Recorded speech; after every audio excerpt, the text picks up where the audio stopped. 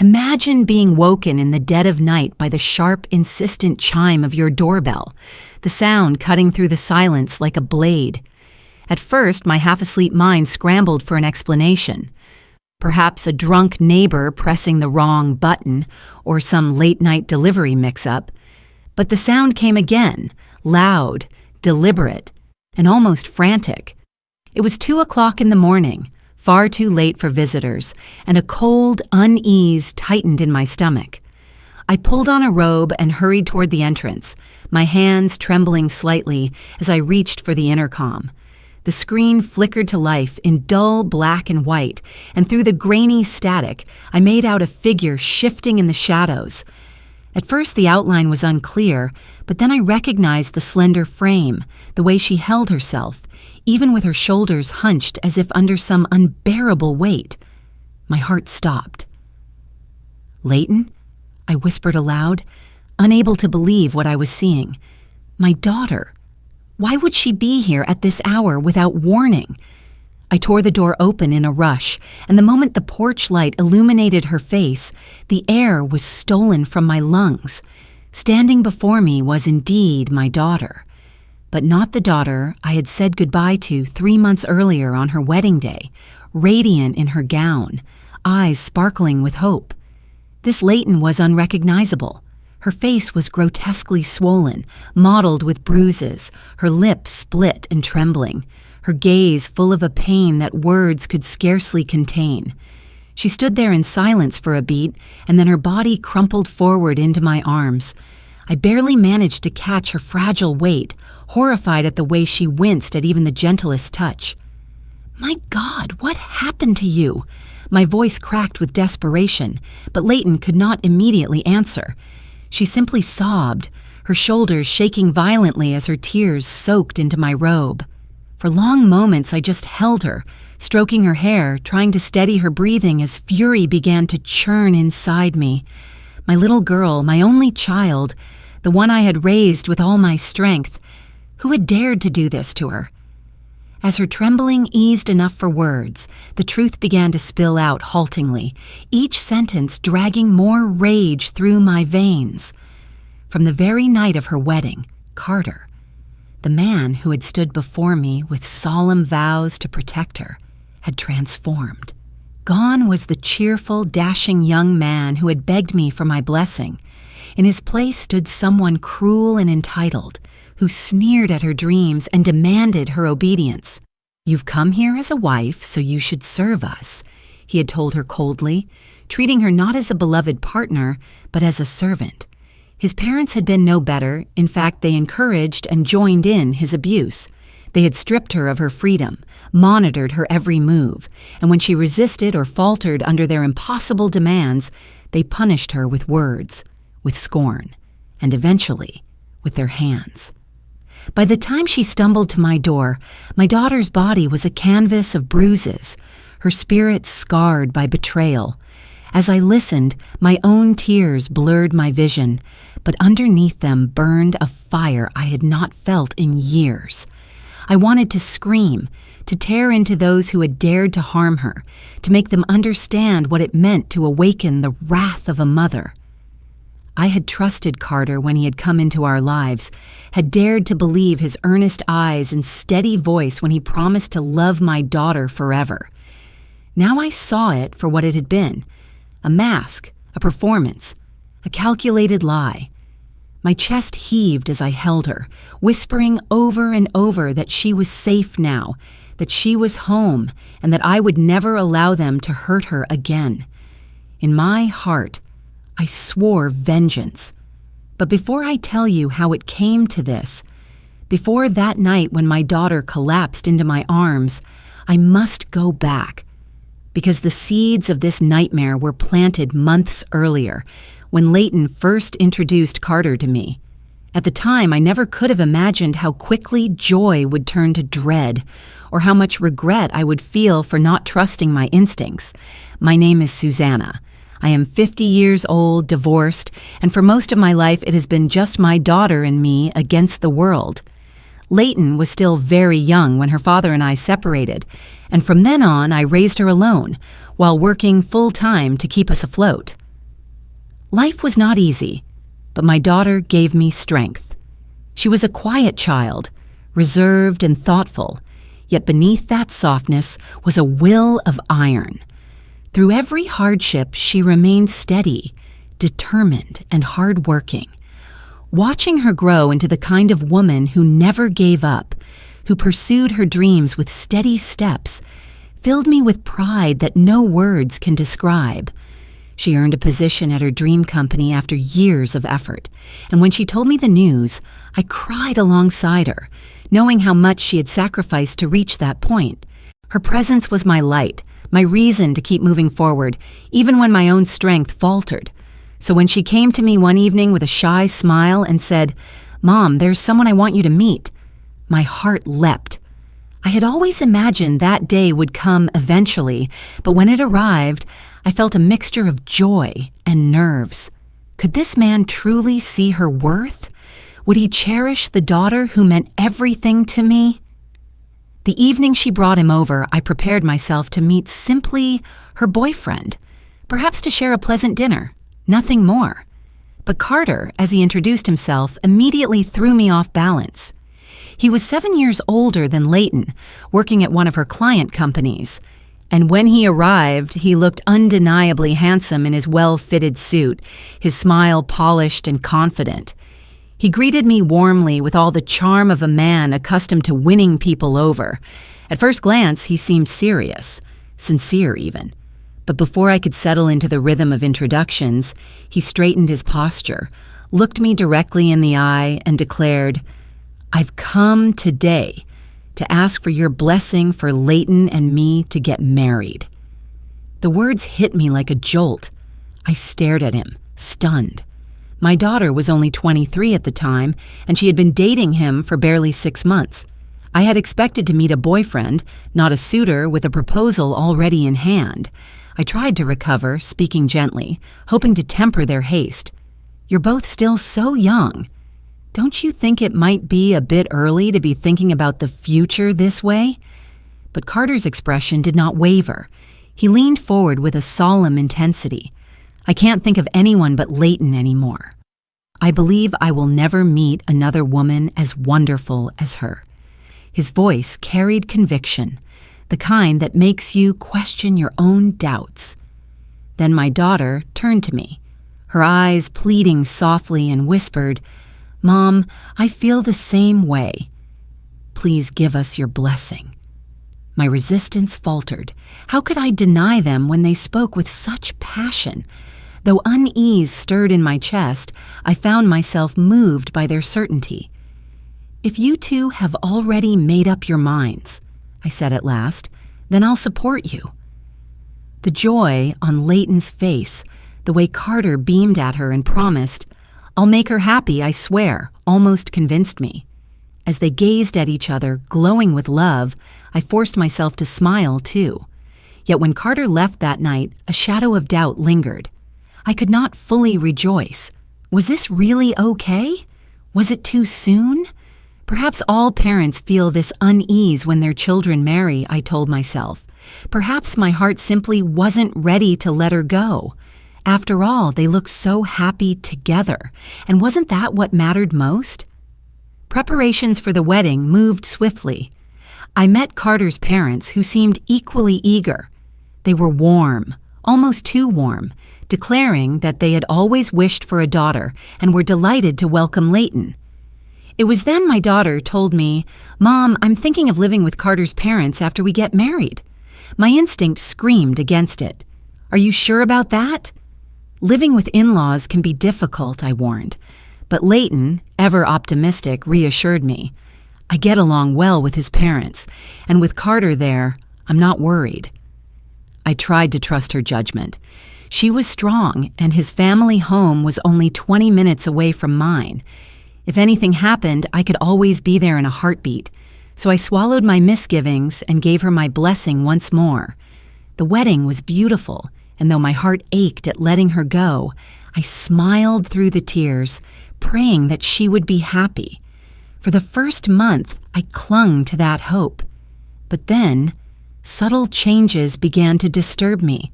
The daily messages she used to send stopped coming. When I reached out, her replies were infrequent, clipped, almost as though someone was watching over her shoulder. One evening, I called, desperate to hear her voice, only for Carter himself to answer. "She's in the bath right now."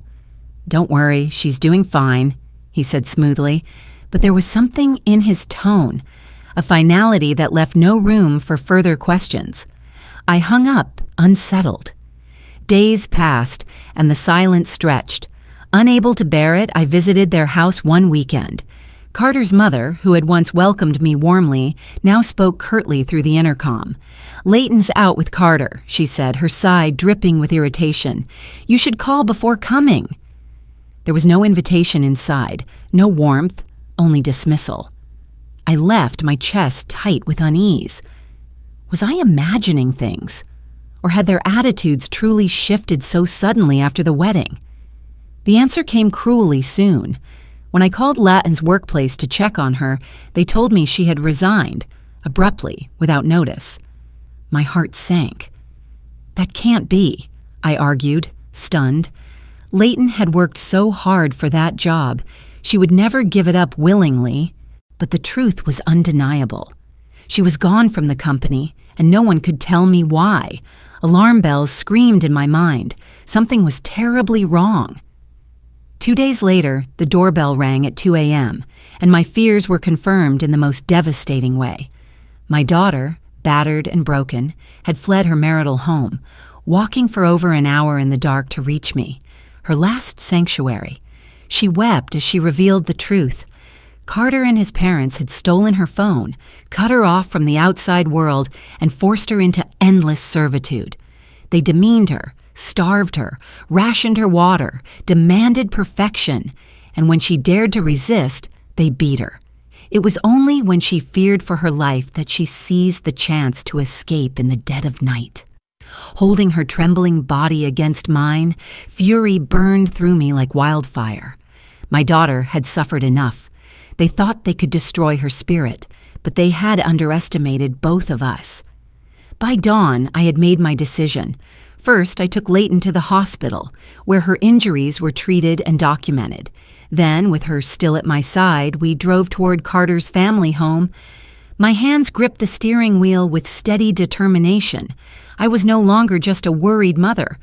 I was a woman prepared for battle, and I swore with every beat of my heart that this time they would learn what it meant to face me. The morning after that harrowing night, with the bruises on my daughter's face still fresh and angry beneath the sterile white bandages from the hospital, we set out together toward Carter's family home. The sky was a muted gray, heavy clouds hanging low as if the heavens themselves shared in our sorrow and anger. My hands gripped the steering wheel tightly, the hum of the engine barely masking the storm of emotions raging within me. Leighton sat beside me, quiet and pale, staring out the window as the familiar road slid past. Every so often I caught her reflection in the glass, her swollen cheek, the haunted look in her eyes, the way she pressed her lips together as though holding back both fear and fury. Seeing her like that made my chest ache, but at the same time, a fierce determination filled me. I was not just her mother today. I was her shield, her advocate, her avenger. When we pulled into the driveway, the house loomed before us like some dark fortress. What had once seemed an ordinary family home now looked sinister, its tidy exterior concealing the cruelty festering inside. Already I could see curtains twitching, neighbors peering cautiously, no doubt curious about the scene unfolding so early in the day. I marched with my daughter to the door, and when I rang the bell, it was Carter's father who appeared at the intercom. His voice was sharp, defensive. "So you took her after all," he barked, his tone accusing rather than concerned. My blood boiled at his audacity. "Can you explain," I said coldly, "why my daughter is standing here covered in bruises?" For a moment there was silence, as though my words had stunned him. But then the door opened and they ushered us inside, perhaps fearing the watching eyes of the neighbors. The moment we stepped into the living room, the air grew heavy with hostility. Carter, his mother, and his father stood together, their faces masks of disdain. They looked at my daughter, her cheeks swollen, her skin marred with fading welts, and yet not a flicker of remorse crossed their expressions. Instead, Carter's mother sneered, folding her arms tightly across her chest. "We were disciplining her," she said, her tone dripping with superiority. "She wasn't performing her duties properly." My fists clenched at my sides, the words slicing through me like glass. I turned on Carter, my voice low and dangerous. "And you? Didn't you promise to make my daughter happy?" He met my eyes without flinching, his lips curling into something between a smirk and a snarl. "That was on the condition that she fulfilled her role as a wife," he said flatly, "but she was too distracted by her job." So I submitted her resignation on her behalf. Leighton gasped beside me, tears welling in her eyes again. She confessed that she had discovered the truth too late, that her sudden resignation had been Carter's doing, not hers. My fury deepened, but Carter only shrugged as if it were the most natural thing in the world. "If she couldn't handle both, then she had to quit," he said, utterly unapologetic. His parents chimed in like a chorus of cruelty. His father scoffed that Leighton couldn't even manage household chores properly, and his mother recalled with pride how she had been forced to do everything herself as a young bride. "It's generational," she said with a self-satisfied sniff. She needed to learn the hard way. Every word was another blow, not just to my daughter, but to me as her mother. And I could see Leighton trembling, shrinking under the weight of their accusations. But I refused to let her stand alone any longer. "So you took away her phone, locked her inside, and laid your hands on her, all in the name of discipline," I demanded, my voice rising. Carter's father waved me off, muttering that they had been watching over her properly, as if surveillance and violence were acts of care. The truth spilled from Leighton in halting sobs, how they had rationed her food, forced her to eat leftovers while they dined, how they limited her showers to a trickle of water, how every word of protest had been met with a slap or worse. They had taken turns striking her, calling it re-education, until she had fled in the night for fear her very life would be extinguished. And then Carter delivered the final insult, the one that stripped away even the pretense of love. "From the beginning," he said coolly, "I only wanted a wife who would obey me. I thought Leighton would make a good servant." His mother sighed dramatically, complaining that my daughter had proven disappointing, and his father chuckled darkly, suggesting they give her another chance as if she were nothing more than a disobedient child. The three of them exchanged glances, and then, as though mocking us both, burst into cruel laughter. That was the moment something inside me snapped. The anger that had been simmering since the night before erupted into a cold, unshakable clarity. My voice cut through their laughter like a blade. "That's enough." The room fell silent, all eyes on me. Before Carter could react, I stepped forward with the speed and precision of someone who had once trained to master her own body. When he lunged toward Leighton, reaching out to grab her arm, I intercepted him in a swift motion, catching him off guard. With practiced ease, I pinned him to the floor, my knee pressing into his chest, my grip locking his arm so tightly he gasped. His bravado crumbled instantly, his body thrashing helplessly against my hold. His parents stood frozen, their mouths agape, as though they had never considered the possibility that I was anything but an ordinary middle-aged woman. "I didn't tell you before," I said evenly, increasing the pressure until Carter's eyes watered. "But when I was younger, I trained for the Olympics in wrestling. I gave it up after an injury, but I never forgot what I learned." Carter whimpered beneath me, flailing weakly until at last I released him, letting him slump against the floor in a pathetic heap. Rising to my full height, I cracked my knuckles deliberately, turning my gaze toward his trembling parents. They shrank back instinctively, covering their heads with their hands, their earlier arrogance dissolving into naked fear. I sent my daughter off, wishing only for her happiness, I said, my voice steady, and you repaid her with cruelty. I will never forgive you, Leighton, emboldened by my stand, lifted her chin and faced them squarely despite her injuries. Carter, she said, her voice trembling but resolute, please divorce me. The words hung in the air like a thunderclap. Carter's face flushed with rage, his eyes wild. Absolutely not, he spat. I won't divorce you.